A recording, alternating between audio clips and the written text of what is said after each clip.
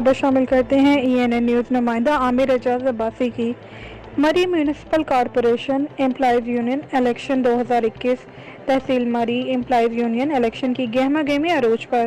تفصیلی رپورٹ بتا رہے ہیں عامر اعجاز عباسی۔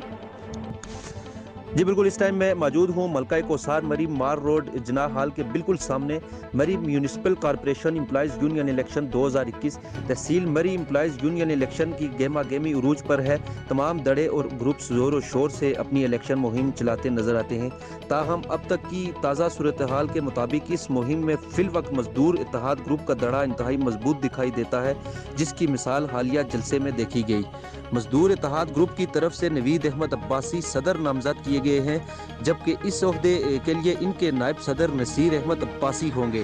مزدور اتحاد گروپ کی طرف سے مری جناح ہال کے سامنے ایک عظیم الشان جلسے کا انعقاد کیا گیا، جس میں سینکڑوں امپلائیز نے شرکت کی اور مزدور اتحاد گروپ کے ساتھ شانہ بشانہ کھڑے ہونے کا عہد کیا۔ جلسے کے شرکاء سے خطاب کرتے ہوئے صدر اور نائب صدر مزدور اتحاد گروپ کا یہ کہنا تھا کہ 23 اکتوبر کو میونسپل کارپوریشن امپلائیز یونین کے الیکشن کی ووٹنگ کا دن ہے اور یہ دن ہمارے گروپ کی فتح کا دن ہوگا، اور تمام امپلائیز سے استدعا کی کہ وہ پولنگ بوتھ پر آ کر اپنی ووٹ کا استعمال کر کے اپنے مستقبل کو محفوظ بنانے میں ہمارا ساتھ دیں۔ جی